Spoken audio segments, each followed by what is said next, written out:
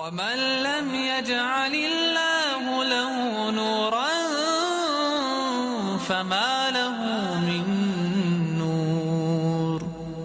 और जिसको अल्लाह रोशनी न दे उसको कहीं भी रोशनी नहीं मिल सकती। कफायत जहाँ चाहिए वहाँ कफायत, सखावत जहाँ चाहिए वहाँ सखावत। रहीम तबारकल्लज़ी बियदिहिल मुल्कु व हुवा अला कुल्लि शैइन क़दीर, अल्लज़ी खलक़ल मौता वल हयाता लियब्लुवकुम अय्युकुम अहसनु अमला व हुवल अज़ीज़ुल गफ़ूर। बिस्मिल्लाहिर रहमानिर रहीम। कुंतुम खैरा उम्मत उखरिजत लिन्नास। बिस्मिल्लाहिर रहमानिर रहीम। व मिनन नासी मन यशरी नफ्सहु इब्तिगाअ मरज़ातिल्लाह वल्लाहु रऊफुल बिल इबाद। बिस्मिल्लाहिर रहमानिर रहीम। क़द अफ़लह मन तज़क्का व ज़करा अस्म रब्बिही फ़सल्ला बल तुसिरूनल हयातद दुनिया वल आखिरतु खैरुन व अबक़ा इन्ना हाज़ा लफ़ी सुहुफ़िल ऊला सुहुफ़ी इब्राहीम व मूसा। सदक़ल्लाहुल अज़ीज़। मोहतरम बुज़ुर्गान और मेरे नौजवान दोस्तों, जैसा कि भाई ने आपको तारुफ़ कराया कि आज हम कुछ चीज़ें इंशाअल्लाह सीखेंगे, जानेंगे नहीं सिर्फ बल्कि सीखेंगे, लर्न करेंगे। क्योंकि जानने में और सीखने में फ़र्क क्या है? जान लेना मतलब इंफॉर्मेशन है। एक बोर्ड है, उसके ऊपर लिखा है कुछ, आपने पढ़ लिया, उसको इंफॉर्मेशन मिल गई। इंफॉर्मेशन काम की चीज़ है, मगर उसको बरतना, उसको यूज़ करना मोस्ट इम्पॉर्टेंट है। इंफॉर्मेशन लिखी है, हेलमेट पहनो, अच्छी चीज़ है। अब दो लोग हैं, दोनों ने पढ़ा, एक ने हेलमेट पहना एक ने नहीं पहना, दोनों का एक्सीडेंट हो गया। कौन बचने का चांस ज़्यादा है? जिसने उस इंफॉर्मेशन को अपनाया, तो उसने सीख लिया, है ना। रमज़ानुल मुबारक का महीना आने वाला है। रमज़ान का मेन अट्रैक्शन, बड़ी बरकत और सादत किसकी वजह से है? कुरान। और उसने सारी इंफॉर्मेशन दी है। ऐसी ऐसी हिकमतें हैं कि उसको फॉलो करेंगे तो कामयाबी ही कामयाबी, प्रॉस्पेरिटी ही प्रॉस्पेरिटी, हैप्पीनेस ही हैप्पीनेस, सब कुछ मिलेगा। लेकिन सिर्फ जानने से नहीं बल्कि सीखने से। तो टुडे, आज हम कुछ चीज़ें न सिर्फ जानेंगे बल्कि इंशाल्लाह सीखेंगे। How to live an impactful life, एक पुरअसर ज़िंदगी कैसे जिए, ये मौजू है। पुरअसर ज़िंदगी, इम्पैक्टफुल लाइफ किसको कहेंगे? इम्पैक्टफुल लाइफ, इम्पैक्ट किसको बोलते हैं? एक्चुअली वर्ड है ना इम्पैक्ट। किसी को जाकर हम टक्कर दे देते हैं ना, उसको बोलते हैं इम्पैक्ट। तो सामने वाला हिल जाता है। मतलब ये कि ऐसी जिंदगी जो चेंज लाए समाज,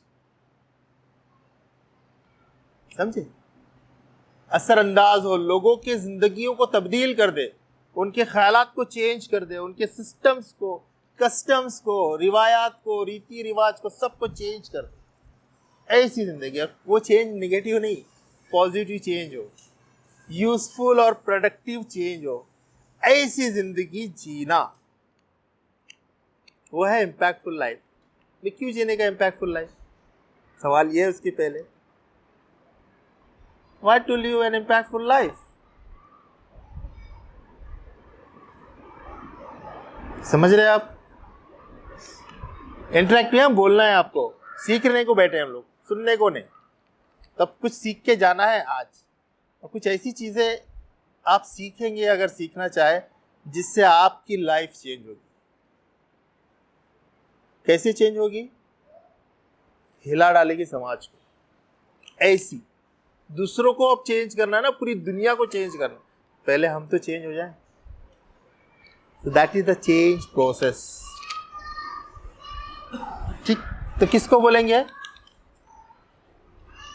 दूसरों की जिंदगियों में हम चेंज लाए, वो है इम्पैक्टफुल लाइफ।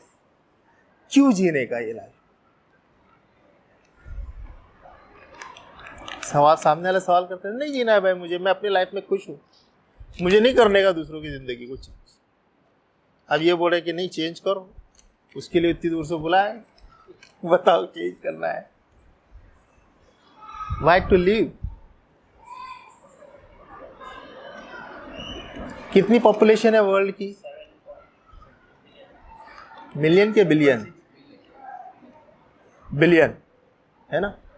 7.5 बिलियन लोग हैं दुनिया में, और दुनिया वैसी चल रही है जैसी चलती है, तो बहुत ज्यादा चेंज कुछ नहीं। मगर अगर एक शख्स भी चाहे 7.5 बिलियन लोगों को हिला के रख सकता है। इतनी पावर हम में से एक एक शख्स के अंदर अल्लाह सुब्हानहू व तआला ने डाली है।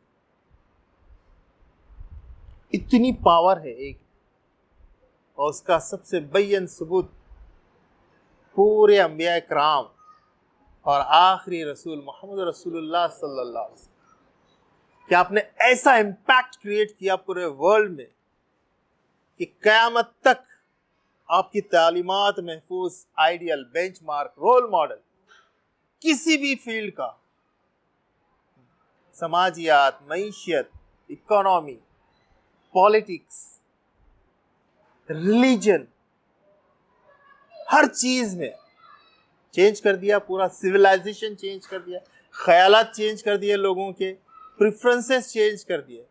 सच ए ग्रेट इम्पैक्ट। वो लोग जो कत्ल, खून, गारतगिरी करने वाले थे, लोगों के प्रोटेक्टर बन गए।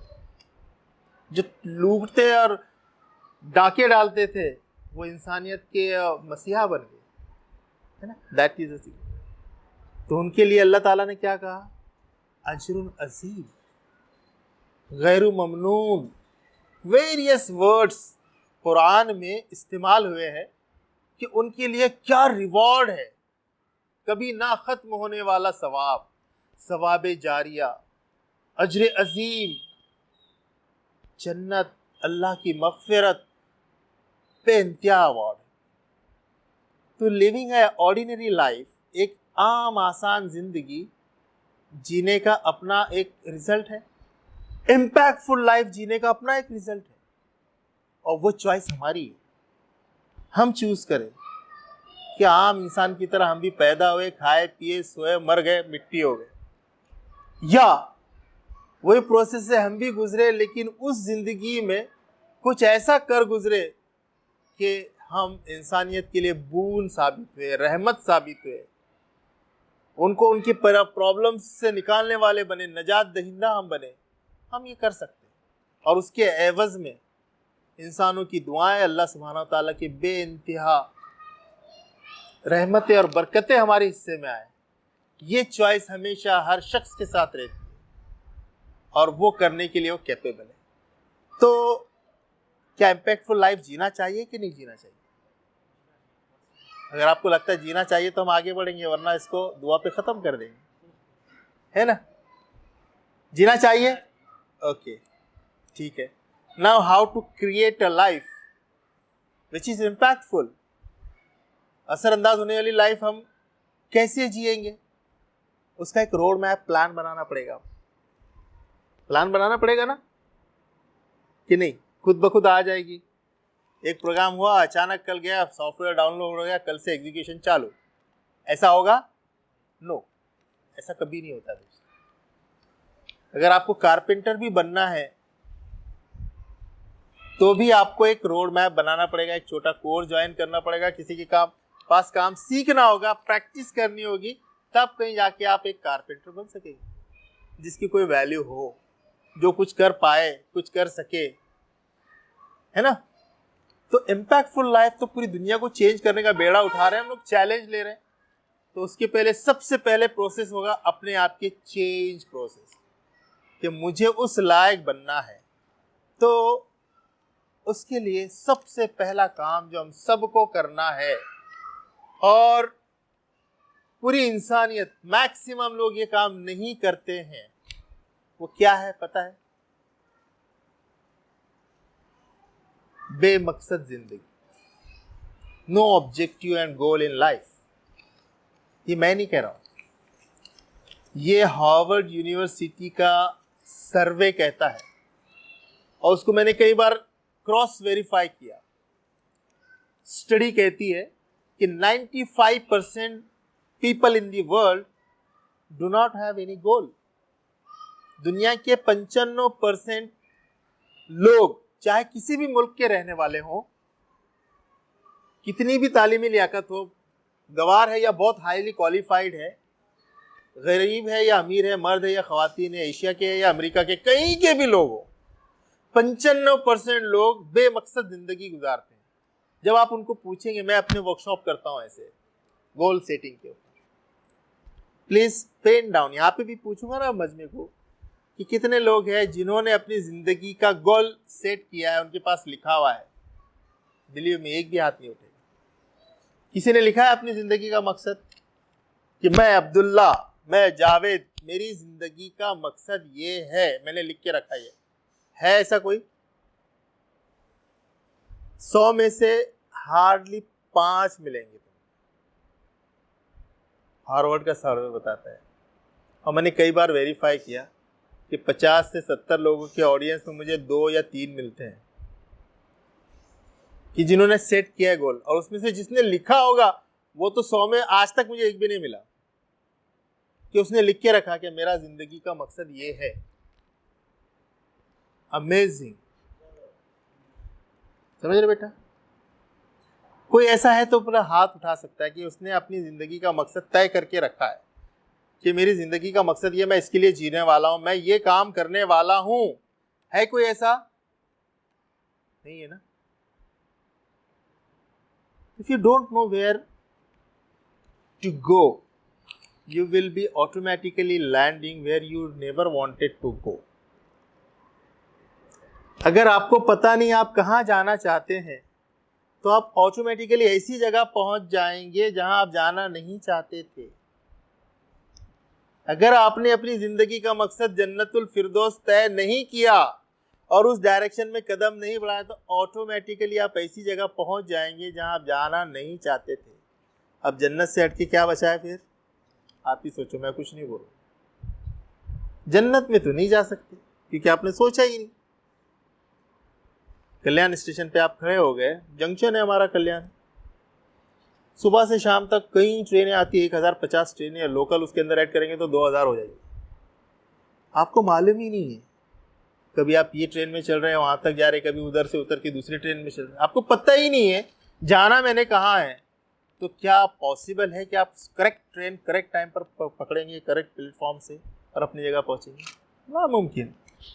भले आप कितना भी सफर करते रहे उसमें, बोले आप में 1 सेकंड रुका नहीं, बिल्कुल एक के बाद दीग रहे, ट्रेन पकड़ता रहा, छोड़ता रहा, पकड़ता रहा, छोड़ता रहा, लेकिन फिर भी पहुंचा ही नहीं। मैं अभी जाना कहाँ है वो तो मुझे पता ही नहीं था कहाँ जाना चाहता। राइट? तो पहला काम क्या करना है दोस्तों? Set your goal. Goal set करना है, अपना मकसद तय करना है। अब ये काम जब मैं गैर मुसलमानों में करता हूँ वर्कशॉप, तो मुझे बड़ा प्रॉब्लम होता है, क्योंकि जब उनको बोलता है चलो लिखो अपना गोल, और फिर मैं वो जमा करता हूँ सारे, तो कोई बोलता है कि मुझे अपने सिटी का सबसे अच्छा डॉक्टर बनना चाहती हूँ, कोई बोलता है मैं सबसे बड़ा बिजनेसमैन बनना चाहता हूँ। ये सब अलग अलग गोल रहते हैं। क्या ये गोल है? मुसलमानों में एक्सपेक्टेड है, अल्लाह ने दे दिया ना हमको, अपने को अलग से सेट करने की जरूरत है? पहले सेट करके भेजा है, काय के लिए है? तुमको जमीन पे भेजा हूं, अल्लज़ी खलक़ल मौत वल हयात लियब्लुवकुम अय्युकुम अहसनु अमला। वल्लाही है मुबारक बाबरकत ज़ात जिसके हाथ में कायनात की पूरी सल्तनत। उसने मौत को क्रिएट किया, जिंदगी को क्रिएट किया, काय के लिए? लियब्लुवकुम, ताकि तुमको आजमा कर देखे, अय्युकुम, तुम में से कौन है, अहसनु अमला, नेक काम करने वाला। तो नेक काम करके जाना किधर है? वापस घर, जन्नत में जाना है ना। जन्नत में जाना है वापस, जमीन की तो है नहीं हम लोग, इधर तो खाली टेस्ट के लिए आए, एग्जाम हॉल है अपना अर्थ, ओरिजिनल डेस्टिनेशन इज जन्नत, जन्नत में जाना है वापस, ये अपना गोल सेट है ऑलरेडी। अलबत्ता ये गोल, ये मंजिल तक पहुंचने के जितने भी रास्ते हैं, वैरायटी ऑफ रास्ते अल्लाह ताला ने दिया, हर एक बंदा अपने कन्वीनियंस से चूज करे, उस पर हम थोड़ी सी गुफ्तगू करेंगे कि एक काम तो हमारा हो गया, क्या हो गया कि गोल हमारा सेट है। Now the next step is how to achieve, वो मकसद को हम हासिल कैसे करें, उसके टूल्स हम आपको कुछ आज इंशाल्लाह सीखेंगे। पहली चीज जैसे मैंने बताया आपको कि हमको रास्ता बता दिया अल्लाह ने, मंजिल बता दिया, वैरायटी रास्ते है, वैरायटी ऑफ व्हीकल्स है, आप बस से जा सकते हैं, ट्रेन से जा सकते हैं, फ्लाइट से जा सकते हैं, पैदल जा सकते हैं, कैसे भी जाओ। हर एक को अल्लाह सुब्हान व तआला ने अलग अलग सलाहियतें दी हैं और अलग अलग मौके दिए हैं, उन सब का यूज करके वो अपने रब को राजी करे। कुरान हमारा कॉन्स्टिट्यूशन, हमारे नबी हमारे लिए मिसाल है। आप कोई भी फील्ड चूज करें, प्यारे नबी सल्लल्लाहु अलैहि वसल्लम की सीरत मुबारका गाइडिंग लाइट है हमारे लिए, गाइडेंस इज रेडी। आप चाहें, फॉर एग्जाम्पल अल्लाह सुब्हानहू व तआला ने एक बंदे को बहुत बेहतरीन बिजनेस की सलाहियतें दी है, अब वो बहुत ही दयानतदारी के साथ, ईमानदारी के साथ में अपना टैलेंट यूज करके कुछ चीजें, कुछ प्रोडक्ट्स मार्केट में ऐसे ला रहा है कि लोगों के लिए बड़े फायदेमंद है और अफोर्डेबल प्राइसेस में, बगैर किसी झूठ के, बगैर किसी मिलावट के वो लोगों को दे रहा है। तो लोगों की उस तरीके से खिदमत करके वो अल्लाह की रजा हासिल करके जन्नत में पहुंचेगा। तो बिजनेसमैन के लिए जन्नत का रास्ता ये हो गया, business ethics according to Quran and Sunnah. Simple, पैसा खुद ब खुद आएगा उसके पास, अलग से कमाने की जरूरत नहीं है दोस्त, धोखा देना जरूरी नहीं है, ईमानदारी से भी अल्लाह सुब्हानहू व तआला इतनी बरकत देंगे, इतना पैसा देंगे उसको, and he will be successful, he will be enjoying his life. ये उसकी जन्नत का रास्ता है। एक बंदा इंजीनियर है, उसने ऐसी चीजें, ऐसे मसनूआत, ऐसे प्रोडक्ट्स, ऐसे सिस्टम्स बनाए कि लोगों की जिंदगियां आसान हो गई। और उसकी नीयत क्या थी कि मेरे नबी ने कहा है कि जैसे तुम में से सबसे बेहतरीन लोग वो है जो अवामुन नास के हक में बेहतर है, उनके लिए बेहतर है, वो उनके भले के काम करते हैं, उनकी वेलफेयर के काम करते हैं, वो अल्लाह की नज़र में they are the good people, वो उसके ज़रिए अल्लाह को राज़ी कर लेगा। एक डॉक्टर बनना चाहता है, वो खल्क़े खुदा की खिदमत करके उनको अच्छे से अच्छी दवाइयाँ, बेहतरीन से बेहतरीन इलाज अफोर्डेबल रेट्स में देकर कि गरीब से गरीब, अमीर से अमीर कोई महरूम न रहे इलाज से पैसे की वजह से। इस तरह से सिस्टम्स और दवाइयाँ डिज़ाइन करके अल्लाह सुब्हानहू व तआला की रज़ा और उसकी मोहब्बत ले सकता है और वो जन्नत में जा सकता है। इस तरह हर बंदा अपना प्रोफेशन अपने टैलेंट और सलाहियत के मुताबिक डिसाइड करे, चूज करे, उसको बरते। It is as simple as that, है ना। तब हर एक ये सोचे कोई बेकार नहीं है, कोई भी ऐसा नहीं है जो उस बड़े से बड़े रिवॉर्ड से महरूम रह जाए महज अपनी एजुकेशनल क्वालिफिकेशन की वजह से, इकोनॉमिक स्टेट की वजह से कि मैं गरीब हूँ, मैं पढ़ा लिखा नहीं हूँ। पॉसिबल ही नहीं है। गवार से गवार शख्स अल्लाह की नज़र में हाई से हाई मकाम हासिल कर सकता है, क्योंकि उसके पास भी इतनी सलाहियत अल्लाह ने दिया है, कुछ ना कुछ दिया है उसको जो वो कर सकता है। एक मोची है, अपनी मेहनत कर रहा है, एक मजदूर है, मजदूरी करके। आप बताइए, प्यारे नबी सल्लल्लाहु अलैहि वसल्लम को पता चलता कि ये शख्स मेहनत करके आ रहा है। शख्स मिला, एक साहबी, उन्होंने हाथ नहीं मिलाया, प्यारे नबी सल्लल्लाहु अलैहि वसल्लम से मुसाफा नहीं किया। क्यों पता है? मेहनत करके आ रहे थे, उनके हाथ गंदे थे दोस्तों, मिट्टी में भरे हुए थे। तो मैं अल्लाह के रसूल, आपके हाथ खराब हो जाए, आपके हाथ, मेरे हाथ को गंदगी लगी, मिट्टी लगी। प्यारे नबी सल्लल्लाहु अलैहि वसल्लम ने उठा के चूम लिया, फरमाया ये तो वो हाथ है जो हलाल रिस्क कमा के आ रहे हैं। कितना एनकरेजमेंट मिली होगी उनको, सोचो। सच इज इस्लाम। तो यहां पर कोई रेस्ट्रिक्शन नहीं, इक्वल अपॉर्चुनिटीज है सबके लिए। चॉइस दोस्तों हमारी रहती है हमेशा कि हम उसको एक्सप्लोर कितना करते हैं, कितना उसको हम फायदा उठाते हैं अपने आप से। तो क्या काम करना है हमको गोल सेट होने के बाद में? सबसे पहले हमको आइडेंटिफाई करना है, अपने आप को जानना है कि मैं बना किस लिए हूं, मैं क्या हूं। Identify yourself. पहला काम क्या करना है हमको? Identify yourself. खुद ही में डूबकर पाजा सुरागे जिंदगी। क्या है फिर वो आगे शेर? अहमद को पता है? नहीं पता। खुद ही में डूबकर पाजा सुरागे जिंदगी, मेरा ना बनता ना बन, अपना तो बन। तो खुद ही में डूबना है तो जिंदगी का मिलेगा सीक्रेट मालूम पड़ेगा। Why I am made for, मैं किस लिए बना गया हूं। अब कैसे पता चलेगा ये? उसके कुछ टिप्स बताऊंगा। दूसरा, मेरा पैशन क्या है? पैशन किसको कहते हैं दोस्तों? जुनून। अगर आपने अपने पैशन को अपना प्रोफेशन बना दिया तो आपको जिंदगी भर काम करने की जरूरत नहीं है। पूरी जिंदगी क्या करते रहोगे मालूम है? एंजॉय करोगे। अगर आपका पैशन, आपका प्रोफेशन, आपका जुनून ही आपका प्रोफेशन है तो पूरी जिंदगी आप क्या कर रहे हैं? काम थोड़ी कर रहे हैं।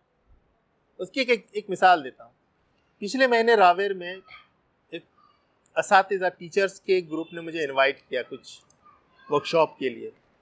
वहाँ पर आई केम अक्रॉस एक आर्ट टीचर मुझे मिले। वहाँ पर आर्ट टीचर, उनकी पेंटिंग्स भी है मेरे पास। और वो क्या करते हैं, वो उनको बचपन से शौक था। उन्होंने फिर एक कोर्स मुंबई यूनिवर्सिटी से किया आर्ट टीचर का, और बहुत एक्सट्रीम किया। इधर कोर्स खत्म नहीं होता, उधर उनको जॉब लग गया, गवर्नमेंट का job as a art teacher, drawing teacher. और ड्राइंग टीचर को क्या करना है? कोई टेंशन नहीं रहता उसको, रिजल्ट का टेंशन नहीं, पढ़ाई करके तैयारी करने का टेंशन नहीं, बच्चे पास होंगे फेल होंगे, कुछ टेंशन नहीं। बच्चे तो एंजॉय करते हैं, वो भी पेंटिंग करते हैं, बच्चे भी उनके साथ सब के सब पेंटिंग करते रहते हैं। मैं गया उनके घर, वो मेरे मेज़बान थे। घर देखा, बहुत ही खूबसूरत बंगलो टाइप था। तो मैंने तारीफ़ की कि यार इसका आर्किटेक्ट कौन है? और बेचारा वो यंग बंदा, एकदम डाउन टू अर्थ। तो जो ने कहा कि ये सर ने खुद डिज़ाइन। That's great. तब उन्होंने मुझे पता चला कि is a very good artist, क्योंकि वो डिज़ाइन और वो सब चीज़ें एक प्रोफेशनल ही कर सकता है। तो उन्होंने कहा सर मुझे जो बच्चों का प्यार मिलता है, और मुझे ज़िंदगी में कभी टेंशन आता ही नहीं, थोड़ा भी कुछ ऐसा हुआ तो मैं अपना बोर्ड है और कैनवास से लेके बैठ जाता हूँ पेंटिंग कर। अब इधर बंगलो है, सामने स्कूल है और बच्चे हैं, कुछ करना नहीं। He is enjoying his life. काम किधर करना है उसको? रिजल्ट तैयार करो, मार्क्स भरो, कुछ नहीं। He is enjoying. समझ रहे ना? उसका पैशन ही उसका प्रोफेशन बन गया। वैसे एक दोस्त है हमारे, बहुत अच्छे क्रिकेटर है वो, और फुटबॉलर भी, मगर क्रिकेट में सचिन के कलीग है, सचिन के साथ खेले, मुमरा के अपने। अब इतनी चिलचिलाती धूप में वो दिन भर बंदा खेलते रहता है। तेरे को धूप नहीं लगती? क्या बात कर रहा है, इतना मजा आता खेलने। खाली भूख लगती, जब थक जाता तब मैं जाता हूँ जोर में। तो वो चीज़, वो काम जिसमें हम न थकते हैं, न बेजार होते हैं, न किसी की तारीफ की परवाह करते हैं, न किसी की तनकीद की परवाह करते हैं, न थकावट आती है हमको, वो हमारा पैशन है, जुनून है। अब जुनूनी अगर काम बन गया, now he is a coach, अब वो प्रोफेशनली क्रिकेट सिखा रहे हैं लोगों को। तो क्या हो रहा है? पैसा मिल रहा है उनका और वो एंजॉय कर रहे हैं। That's it. तो दोस्तों पहले अपने आप को जाने, अपने पैशन को जाने और उसमें प्रोफेशन चूज करें। Once you have chosen the profession, एक बार हमने प्रोफेशन चूज कर लिया, फिर उसका हक अदा करें। हक अदा कैसे करना है दोस्तों? क्या करना है उसमें? कि जो भी हम जब काम करेंगे ना, इसमें सबसे बड़ी सीक्रेट वाली जो चीज है वो उसका ख्याल रखें, वो है नियत। इन्नमल आमालु बिन्निया। आपने गोल चूज किया, सेट किया कि अल्लाह मुझे तुझे राज़ी करना है, मनाना है, जन्नत मुझे कमानी है और ये रास्ता मैं चूज़ कर रहा हूँ। और इसमें अब जैसे आपने ये समझ के ये रास्ता चूज़ किया कि मैं अपने रब को मनाने जा रहा हूँ, तो उस ताल्लुक से आप जो एजुकेशन हासिल करोगे वो इबादत, उसके लिए जो मेहनत करोगे, भागदौड़ करोगे वो इबादत, आपके वालिदैन आप पर जो इन्वेस्ट करेंगे वो सदका जारिया, आपकी हर चीज़ क्या हो जाएगी, सिर्फ नीयत की वजह से वो अल्लाह वाले अकाउंट में चली जाएगी, वो सवाब वाले अकाउंट में जाएगी, वो दुनियादारी नहीं कराएगी। दोस्त, आप स्टडी कर रहे हैं, मेडिकल साइंस पढ़ रहे हैं, आप लॉ पढ़ रहे हैं, आप बिजनेस पढ़ रहे हैं, मैनेजमेंट पढ़ रहे हैं, आपकी नीयत ये कि मेरे रब को राज़ी करना है, अवामुन्नास की खिदमत करनी है, अदल इंसाफ कायम करना है, इस नीयत से अगर आप पढ़ रहे हैं तो वो आपका पढ़ना अल्लाह ताला उसके ऊपर वैसा ही सवाब देगा जैसे दीनी किताबें पढ़ते हैं, कुरान पढ़ते हैं, हम सवाब की नीयत से पढ़ते हैं ना, अल्लाह ताला इस पर भी वैसी सवाब दे। हदीस में ऐसे अल्फाज आते हैं, समंदर की मछलियाँ दुआ करती स्टूडेंट के लिए, लेकिन कौन सा स्टूडेंट जो पढ़ के लोगों की खिदमत करना चाहता है, लोगों में समाज में चेंज लाना चाहता है, पढ़ के वो केमिकल वेपन बना के, एटम बम बना के इंसानियत को ख़त्म करने के वास्ते नहीं पढ़ रहा है। वो किस लिए पढ़ रहा है? इंसानियत को बचाना चाहता है जहन्नुम की आग से, इंसानियत को बचाना चाहता है करप्शन से, इंसानियत को बचाना चाहता है लोगों के जुल्म, ज़्यादती और इस्तेसाल, एक्सप्लॉयटेशन से। उसकी हर एक्शन इबादत है। और ये सिंपल फार्मूला हमारे को मिल सकता है।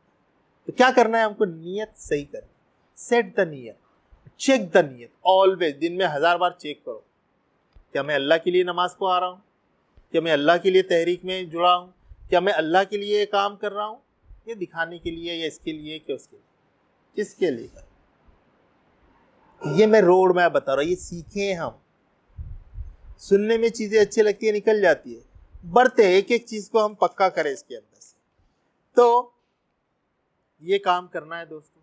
दूसरी बात, ये एक सीक्रेट बताया, नियत है इम्पॉर्टेंट। गोल सेट किया हमने, पैशन अपना आइडेंटिफाई कर लिया, अपने आप को नियत सही कर ली। फिर नेक्स्ट क्या है? वो है कि हमको अपनी ज़ात से ऊपर उठना है हमेशा। कुंतुम खैर उम्मत उखरिजत लिन्नास, यू आर द बेस्ट। अल्लाह ताला ने अवार्ड डिक्लेयर किया, कुंतुम खैर उम्मत, तुम सबसे बेहतरीन उम्मत हो, you are the best, number 1। क्यों? उखरिजत लिन्नास, लोगों के लिए तुम बनाए गए हो, इसके लिए best. You are best only when you work for others. मैं अपने आप में कितना बड़ा इंजीनियर, कितना बड़ा साइंटिस्ट, कितना बड़ा बिजनेसमैन हो, ये कुछ मायने नहीं रखता इस्लाम। मेरे वजह से लोगों की जिंदगी में क्या पॉजिटिव चेंज आ रहा है, कितने लोगों का बोझ मैंने उतार दिया, कितने लोगों की तकलीफों को मैंने दूर किया, ये माने रखता है। तो उसके लिए मुझे इंजीनियर और बहुत बड़ा बिजनेसमैन बनने की जरूरत नहीं है। रहेगा बहुत अच्छी बात ही, नहीं रहेगा तो भी फायदा हो रहा है कि नहीं। प्यारे नबी सल्लल्लाहु अलैहि वसल्लम ने फरमाया कि तुम में से बेस्ट वो है जो अपनी बीवी के हक में सबसे अच्छा है। दूसरी जगह फरमाया तुम में से बेस्ट वो है जो अपने पड़ोसी के हक में अच्छा है। किसी जगह फरमाया तुम में से बेस्ट वो है जो इंसानों की, अवामुन्नास के लिए अच्छा है। और एक जगह फरमाया जो अल्लाह के मखलूकात के लिए बेस्ट। बहरहाल सभी जगह पर बेस्ट उसी को कहा गया जो दूसरों से रिलेटेड है, उसकी अपनी जात से नहीं। वी हैव बिकम सेल्फिश, हम खुदगर्ज लोग हैं, मेरा फायदा, मैं। आप बड़े कभी नहीं बन सकते, इम्पैक्ट का तो सवाल ही नहीं आता। वो बड़े बड़े रिवॉर्ड, दी बेस्ट ट्रॉफी कभी नहीं मिल सकती। You never qualify for that. आपको अपनी जात से ऊपर उठकर दूसरों के लिए करना होगा। ये चीज ज़हन में डालें। उखरिजत लिन्नास, इंसानों के लिए हम हैं। हमारी जात से कहीं ना कहीं, कभी ना कभी, कुछ ना कुछ लोगों का कंटिन्यूअसली फायदा होते रहना चाहिए। एक आयत है दोस्तों, सूरह बकरा की आयत नंबर 207। इसमें 2 कैरेक्टर अल्लाह सुब्हानहू व तआला ने बयान फरमाए, 2 कैरेक्टर्स। एक कैरेक्टर है जिसके बारे में अल्लाह कहता है कि नेगेटिव कैरेक्टर है, कि लोगों में से कोई तो ऐसा है जिसकी बातें तुमको इस दुनिया की जिंदगी में बड़ी भली मालूम होती, जब वो बातें करेगा ना सुनते रह जाओगे तुम, और वो अपनी नेक नियति पर बार बार अल्लाह को गवाह ठहराता है। अल्लाह आगे कमेंट करते हैं, हालांकि वो कट्टर दुश्मन इंसान होता है, जब उसको इक्तदार हासिल होता है तो उसका काम सिर्फ जमीन में फसाद फैलाना, खेतियों को तबाह करना और नस्ल इंसानी को बर्बाद करना होता है। इतना उधम मचाता है वो जब पावर मिलती है उसको। और जब उसको लोग कहते हैं कि अरे जरा अल्लाह से डर, तो अपना वकार उसको रिवर्स और माफ़ी मांगने पे जमा देता है। अल्लाह ताला कहता है ऐसे लोगों के लिए तो सिर्फ जहन्नुम काफ़ी। और दूसरी तरफ अल्लाह ताला कहता है, ये कैरेक्टर हो गया, और दूसरी तरफ इंसानों में कोई ऐसा भी है जो रज़ाए इलाही की तलब में अपनी जान खपा देता है। ऐसे बंदों पर अल्लाह बहुत मेहरबान है। किसके लिए जान खपा रहा है अपनी? वो अल्लाह मेरा खुश हो जाए, जान खपा देता है, लगा देता है। दोस्तों, आप लोग एक ऑर्गेनाइजेशन से जुड़े हैं। आज के इस ज़माने में दुनिया कहाँ जा रही है? You should thank Allah and the organization कि आपकी इस एज में इतनी बेहतरीन रहनुमाई कर रही है और ऐसे सीक्रेट ऑफ सक्सेस आपके साथ में शेयर कर रही है। अल्हम्दुलिल्लाह।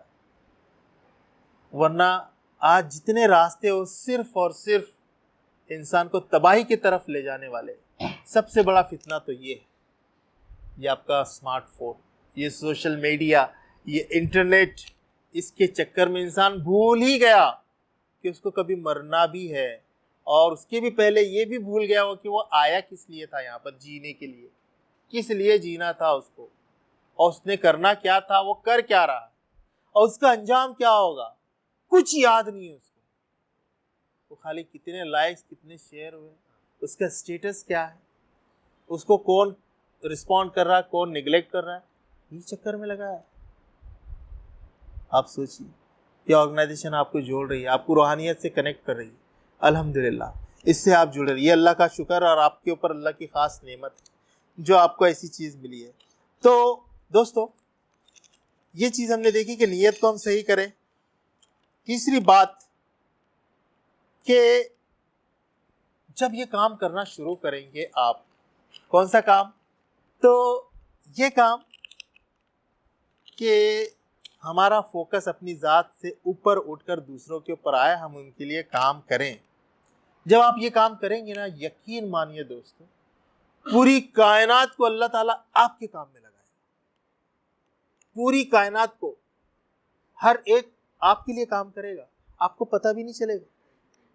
फरिश्ते आपके लिए लगे हुए हैं, इंसान आपके लिए लगे हैं, कायनात आपके लिए लगी हुई है। ये अल्लाह का कानून है।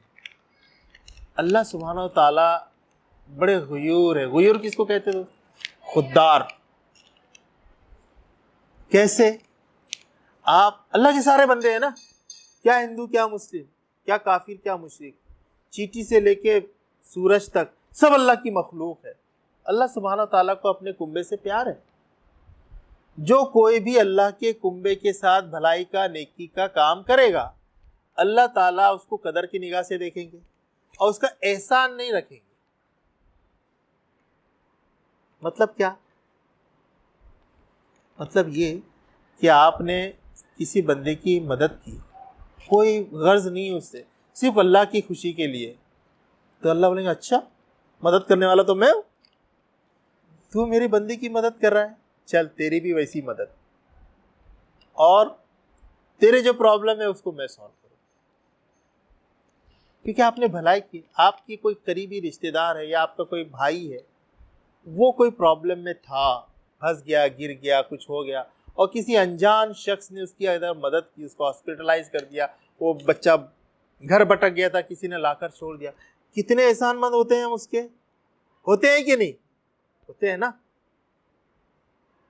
तो अल्लाह ताला अपने हर एक एक बंदे से प्यार करता है। उसकी आपने मदद की तो अल्लाह आपका कितना एहसानमंद रहेगा। तो अल्लाह एहसान नहीं रखता किसी, अल्लाह उधर ही पे कर देगा कि चल तूने एक मदद की, मैं तेरी 10 परेशानियां दूर कर दूंगा। यस, इट हैपेंस, ये होता है। अल्लाह ताला कहने का मतलब ये कि व्हेन वी, शैतान हमको डराता है, अरे उसके लिए क्यों कर रहा है, अपना देखना। हमारे समाज में है ना ये खुदगर्जी की हालत ऐसी है कि हम रिश्तेदारों की भी जल्दी मदद नहीं करते। कुरान तो हमको एनकरेज कर रहा है कि अंजाम पूरी इंसानियत की मदद के लिए आपको निकाला गया है। उखरिजत लिन्नास, उखरिजत लिल अक़रबीन, ऐसा नहीं कहा गया, लिन्नास कहा गया ना दोस्तों। तो हमको तो इतने ब्रॉड माइंडेड होने चाहिए थे। हम लोग तो क्या करते, अपने रिश्तेदारों की भी जल्दी मदद नहीं करते। हमको करना चाहिए। जब ये काम करेंगे हम तो इस बात का यकीन हो कि कोई दुनिया मेरी कदर करे नहीं करे, मेरा रब इसकी कदर ज़रूर करेगा, वो इसका रिवॉर्ड मुझे ज़रूर देगा। इस यकीन के साथ हम करें। आप, शैतान हमको ये डराता है कि ये जो मदद तुम कर रहे हो कुछ तो मिलने वाला है नहीं, उल्टा लोग बोलेंगे, तुम्हारा टाइम जाएगा, पैसा जाएगा, मेहनत जाएगी, वगैरह वगैरह। वो नहीं चाहता कि आप इतने बड़े रिवॉर्ड, दी बेस्ट है ना, यू आर दी बेस्ट वाली ट्रॉफी आप जीते, वो नहीं चाहता है। वो तो अपने साथ जहन्नुम में ले आना चाहता है हम। तो ये तीसरी चीज़ मैंने आपको बताई दोस्तों कि अपने फोकस को शिफ्ट करें। चौथी चीज़, always think how you can be a productive Muslim. मुसलमान आज क्या है मालूम है आपको? आज हमारी इज्जत क्यों नहीं है समाज में, हिंदुस्तान में? और हमारी इज्जत कैसे आएगी, इसका सीक्रेट बताऊं? आप जानना चाहेंगे? आप चाहते कि आपको सारी दुनिया अपनी पलकों पे बिठाए, सराखों पे बिठाए, जानना चाहेंगे आप कैसे?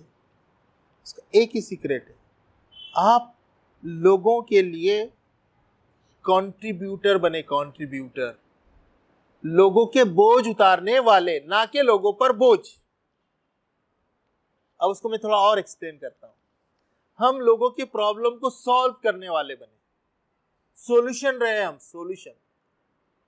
हमारे अंदर उतनी सलाहियतें और काबिलियतें हम पैदा करें कि हम लोगों के प्रॉब्लम सॉल्व करें, लोगों के बोझों को कम करें, हम लोगों के लिए आसानियां पैदा करने वाले बने, लोगों को खुशखबरियां देने वाले बने। जब ये काम हम करेंगे ना एक फर्द बोलकर, तो लोग आपको बड़ी इज्जत की निगाह से देखेंगे। ये बंदा है, इसके पास में जब भी कोई काम लेके गया इसने मेरा मसले को हल कर दिया। ये बंदा है, जब भी कोई मसला लेके जाते हैं उसका बेहतरीन सॉल्यूशन देता है, बेहतरीन सजेशन देता है, बेहतरीन हमारे साथ में मिलके काम करता है।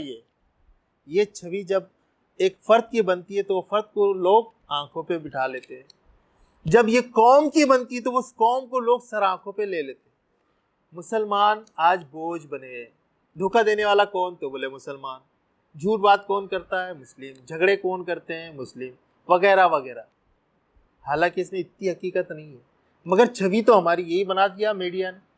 अगर हमारी छवि ये होती कि ये सच्चे बिजनेसमैन है, ये दयानतदार लोग हैं, ये हमारी छवि थी जब सहाबा किराम आए साहिल के इलाकों से, कुफरस्तान था ना ये, तो जब वो लोग आए तो उन्होंने बोला कि ये अरब के मुसलमान ये बड़े नेक लोग हैं, ये बड़े दयानतदार लोग हैं, ये बड़े ईमानदार लोग हैं।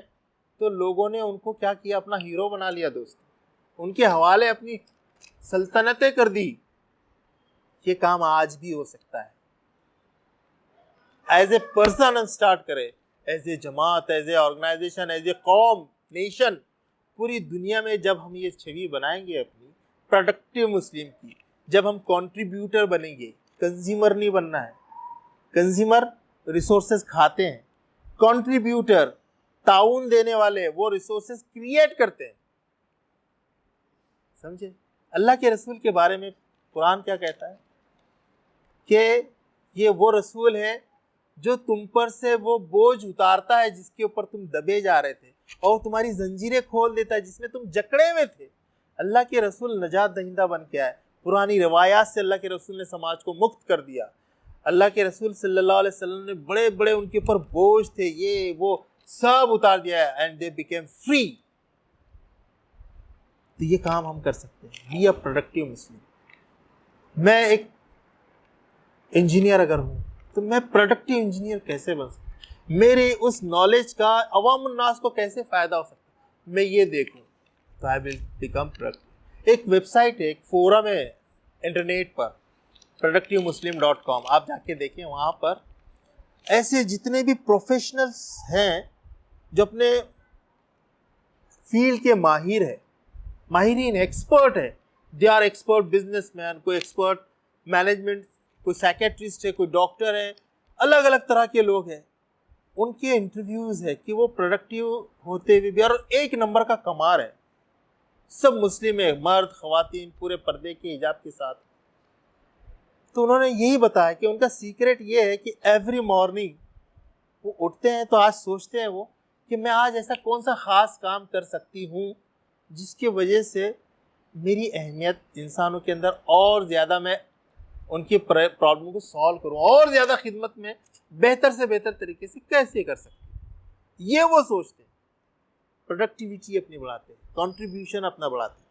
तो हमको क्या करना है? कंट्रीब्यूटर बनना है, कंज्यूमर नहीं बनना है। हमको किसी भी मसले का सोल्यूशन बनना है, हल, ना कि हम खुद मसला बने। हम हल बने, हल। लोग हमारी तरफ देखें प्रॉब्लम्स के लिए, हम आसानियां पैदा करने वाले हों। इंसानियत के लिए आज डिफिकल्टीज पैदा करने वाले सब। Most easy thing is make the things difficult, and most difficult thing is making the things simple. प्यारे नबी सल्लल्लाहु अलैहि वसल्लम ने फरमाया, आसानियां पैदा करो, मुश्किलात पैदा ना करो। खुशखबरियां सुनाओ, डराओ मत। तो लोगों को खुशखबरियां देने वाले हम बने, प्रोडक्टिव बने हम। और चाहे हमारा कोई भी फील्ड हो, हम उसको अपना जरिया बनाएं। दोस्तों, ये चंद बातें थी जो अगर हमने बरती तो डेफिनेटली हम अपने गोल को अचीव कर सकते हैं। कोई डाउट है इसमें किसी को? अब मैं वो बातें कुछ बहुत ही इम्पोर्टेंट है वो बता के अपनी बात ख़त्म करूँगा, और वो ऐसी है, वो सारे किए कराए पे पानी फेरने वाली, उससे हमको बचना बहुत ज़रूरी है, जिसको मैंने नाम दिया ज़ीरो मल्टीप्लायर। अभी 1355 मल्टीप्लाइड बाय ज़ीरो कितना है? 2395 into zero, 1 crore into zero. कोई भी फिगर बोलूँगा, ज़ीरो से मल्टीप्लाई करा तो क्या हो गया? ज़ीरो, है ना? ये मैथमेटिक्स सबको आता है।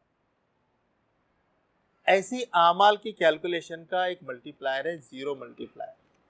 वो जो मैंने ख़ास तौर से आइडेंटिफाई किया है वो दो है, उसमें से एक आप जानते हैं और दूसरा का शऊर आपको नहीं है, लेकिन वो बहुत खतरनाक है, और उसके ऊपर मैं दोनों पे जोर देना चाहूँगा। एक कौन सा ज़ीरो मल्टीप्लायर है जिससे सारी चीज़ें ज़ीरो हो जाती है? क्या है? दिखावा। यस, और एलोबरेट करेंगे तो एक खास वर्ड है उसके लिए, शिर्क। ओके, कौन सी ऐसी चीज है जिसके वजह से सब जीरो हो जाता है, सारे अमाल जीरो? इसके लिए एक ही वर्ड है, नियत। नियत, है ना? आपको पता है किसी भी हदीस के अंदर, खास तौर से सही बुखारी की पहली हदीस, इन्नमल आमालु बिन्नियत, अमल का दारो मदार नियत पर है। फिर आगे हदीस कंटिन्यू होती, लंबी हदीस है वो। जिस किसी ने इस चीज़ के लिए हिजरत की, शादी के लिए, माल के लिए, तो उसकी हिजरत उसकी तरफ है, और जिसने हिजरत अल्लाह उसके रसूल के लिए की, उसकी हिजरत उसके लिए। तो अब ये सारे प्रोसेस में, चाहे वो बज़ाहिर दुनियावी काम लग रहे हैं हमको, जिसका मैंने तज़किरा किया यहाँ पर कि आपको दुनिया के लिए काम करना है, औरों के लिए काम किया, सब दुनियावी काम है। डोंट थिंक कि ये दुनियावी काम है। आप किसी दोस्त के साथ में, भाई मेरे को आधार कार्ड बनवा के दे दो, मेरे को कोई नहीं बना रहा, आप जा रहे ना, ये ऐन दीनी काम है, ऐन दीनी काम है, बेइंतहा अजर मिलने वाला है आपको उसके ऊपर। आप अपने भाई की मदद कर रहे हैं एक जायज़ काम में, है ना? तो ये काम हो, या आप हज कर रहे हैं, जिहाद कर रहे हैं अल्लाह के रास्ते में, अगर आपकी नीयत सिर्फ अल्लाह नहीं है, इखलास नहीं है, तो छोटा अमल हो कि बड़ा अमल हो, इनटू ज़ीरो, वो ज़ीरो होने वाला है। और वो फेमस हदीस आपको शायद पता होगी सबको कि क़यामत के दिन 3 लोग लाए जाएंगे, एक आलिम रहेगा, एक बहुत बड़ा मालदार रहेगा, और तीसरा शहीद रहेगा।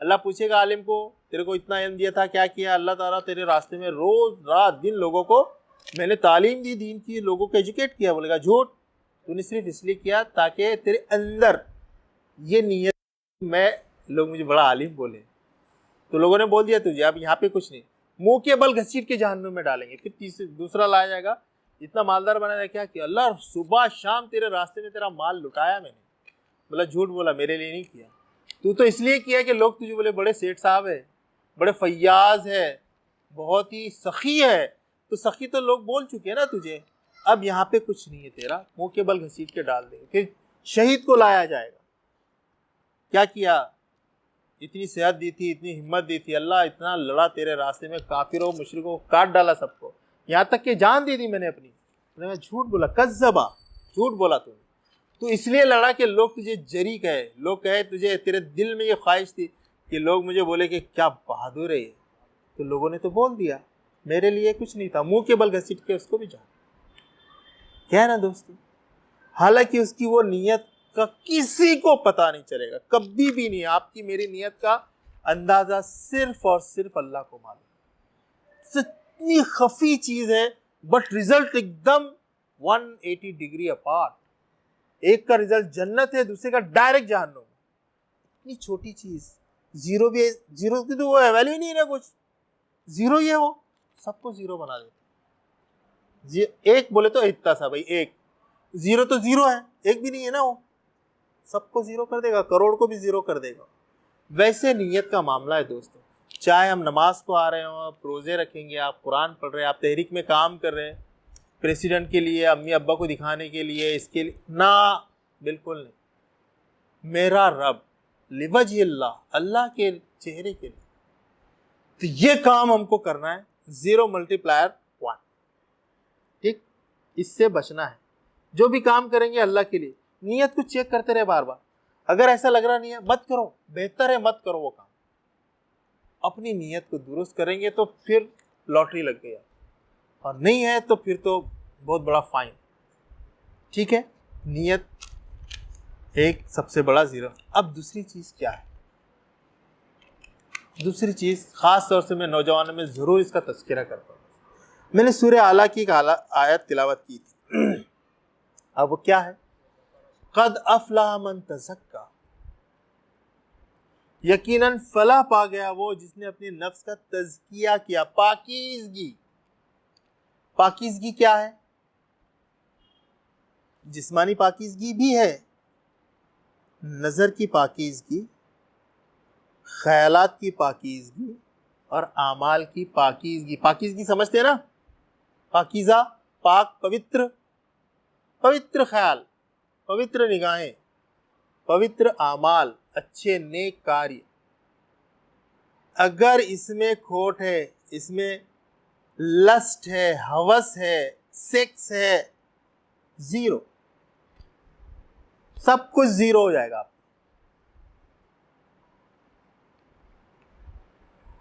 दिल पाक नहीं तो पाक हो नहीं सकता इंसान, वरना इब्लीस को भी आते थे वजू के फराइज बहुत, है ना। दूसरी जगह अल्लामा इकबाल फरमाते हैं कि खिरत ने कह भी दिया ला इलाहा इल्लल्लाह तो क्या हासिल, दिल व निगाह मुसलमान नहीं तो कुछ भी नहीं, अजब नहीं कि परेशान है गुफ्तगू मेरी, सुबह शाह परेशान नहीं तो कुछ भी नहीं। खिरत मतलब अकल, अकल ने बोल दिया ला इलाहा इल्लल्लाह में ईमान लाया, लेकिन दिल के अंदर वही गंदगी है, वही सेक्स है, लस्ट है, हवस है, निगाह में वो चीज पाकीज़गी नहीं है, कुछ भी नहीं, इनटू जीरो। तो दोस्तों ये सबसे बड़ा चैलेंज है। अब आपके हाथ में स्मार्टफोन, कोई देखने वाला नहीं, अल्लाह तो है देखने वाला, आपकी चॉइस है, आप अपने अमाल को जीरो से मल्टीप्लाई कर रहे हैं या उसको सिक्योर कर रहे हैं, चॉइस इज योर्स। और ये वाला जो जीरो है ये इतना भयानक है, पहले वाला नियत वाला तो अल्लाह को ही मालूम है, किसी को पता ही नहीं चलता, वो तो फैसला क़यामत की बात होने वाला है, ये आपको दुनिया में मिलेगा। इसकी चंद मिसालें मैं आपको देता हूं, एकदम लेटेस्ट, उधर से पीछे जाओ आप। लेटेस्ट मिसाल, आसाराम बापू को जानते जानते हैं ना? उसका नाम क्या था मालूम? अभी किधर है वो? जेल में। मालूम क्या लिखते थे उसको? परम पूज्य स्वामी आसाराम भगवान। क्या हुआ? लड़की के चक्कर में एक रात में आसमान से जमीन पे आ गया। एक रात में, एक रात में। बेटे को भी सजा मिली। वो फोटो साथ साथ आए कि लोग उसकी पूजा कर रहे हैं, और दूसरे दिन का फोटो गोबर मार रहे हैं और औरतें चप्पल से उसके फोटो को मार रही। ये है वो जीरो का इफेक्ट। उसके बाद में तरुण तेजपाल को जानते हैं आप? तरुण तेजपाल बहुत बड़ा जर्नलिस्ट था। तहलका.com का मालिक। ये वो बंदा है जिसने पूरे इंडिया के पॉलिटिशियंस को हिला डाला था। स्टिंग ऑपरेशन जो रहता है ना, स्टिंग ऑपरेशन, छुपा हुआ कैमरा लेके लोगों के इंटरव्यूज लेके कैद कर लेना, डायरेक्ट लाइव टीवी पे दिखा देना उसको। हाँ मैंने रिश्वत लिया, रिश्वत लेके पकड़वाना। वो तहलका, बड़े बड़े नेता ऐसे थर थर कांपते थे उससे। तरुण तेजपाल सबसे पावरफुल जर्नलिस्ट, उसके आगे पीछे कोई नहीं था, इतना डेंजर आदमी था वो। एक लड़की के चक्कर में सीधा जेल में। यह है जीरो का इफेक्ट। इस चीज से अपने आप को बचाएं, अपने आप को बचाएं। सही वक्त पर सही काम करें। तो ये दो चीजें हैं जो हमारे उस इम्पैक्टफुल लाइफ, बिग रिवॉर्ड के बीच में अड़थड़ा है। It's a stumbling block, it's a hurdle, it's a challenge, है ना? अब ये कैसे होगा? तो इसके लिए एक टेक्निक आपको हम बताते हैं आखिर में, जिसको मैं कहता हूं शौरी जिंदगी। व्हाट इज शौरी जिंदगी? Conscious life. कॉन्शियस लाइफ किसको कहेंगे दोस्तों? चौकन्ना हर वक्त। किसके लिए? अपने आप के लिए। अपने आप को ऐसा समझे कि मैं सीसीटीवी के सामने हूं, मेरे साथ 6 तरफ से सीसीटीवी कैमरा लाइव लगा हुआ है और मैं खुद देख रहा हूं उसको। बात करूं मैं तो पहले चेक करूं मेरी बात सही है कि गलत है। क्या मुझे ये मेरी बात और मेरा अमल, यानी कौल और मेरा अमल, ये दो चीजें होती है दोस्तों, मुझे अपनी जन्नत से करीब कर रहे हैं कि दूर कर रहे हैं? करीब कर रहे हैं कि दूर कर रहे हैं? इस चीज को आप चेक करते रहेंगे और ये टेक्निक अगर आप सीख गए, यकीन मानिए कोई इब्लीस आपको हिला नहीं पाएगा। ये आपको हिला नहीं पाएगा, वरना इसने पूरी दुनिया को हिला डाला, इसको कोई नहीं हिला रहा है। कुर्ला एक पिछले महीने मेरा वर्कशॉप हुआ, जाना हुआ, उसमें एक टॉपिक था de addiction, mobile de addiction. और हसीब भाटकर साहब हमारे दोस्त, हमारे भाई वहाँ के अमीर होता, उन्होंने एक साइकियाट्रिस्ट को बुलाया था कि भाई डी एडिक्शन कैसे कराएं जरा बताओ।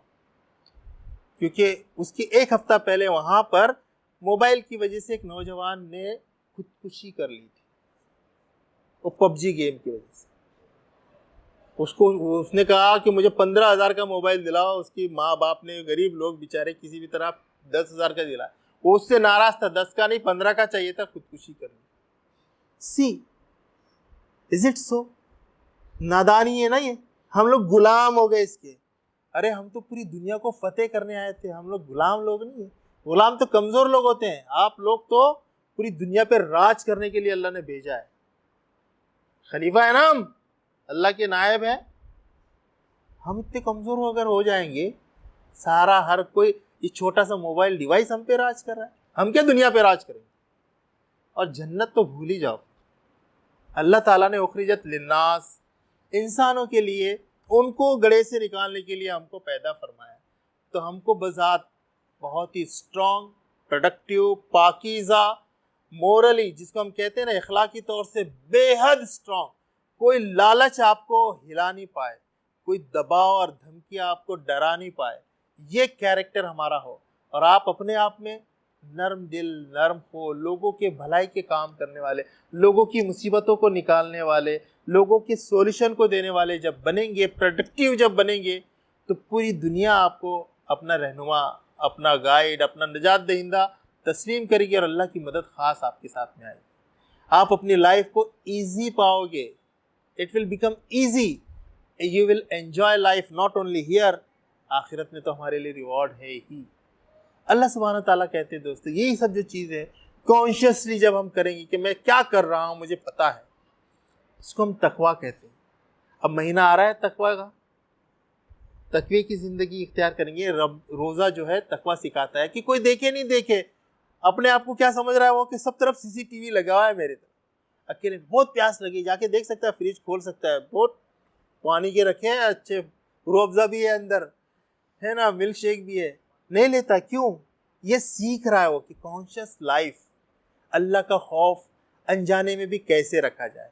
तो एक अपॉर्चुनिटी हमारे लिए, जब ये हम काम करेंगे इंशाअल्लाह, तो ऐसे लोगों के लिए सूरह नहल आयत नंबर 197 में अल्लाह ताला कहता है 197 कि जो लोग तकवा की ज़िंदगी इख्तियार करेंगे, चाहे मर्द हो या औरत, हम उनको इस लाइफ में भी क्वालिटी लाइफ देंगे, हयात तय्यबा अता करेंगे।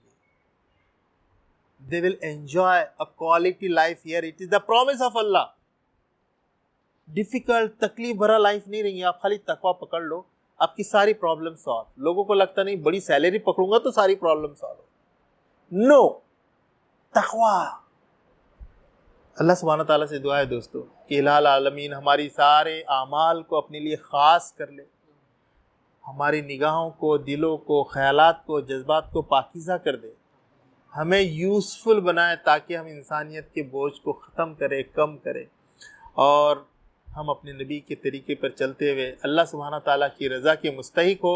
आमीन या रब्बल आलमीन। व आखिर दावाना अल्हम्दुलिल्लाहि रब्बिल आलमीन। कड़क और धमक दूर दूर उसकी पहुंची, जो टेगस पे गरजी तो गंगा पे बरसी, जो टेगस पे गरजी तो गंगा पे बरसी, रहे उससे महरूम आबी नखा की, हरी हो गई सारी खेत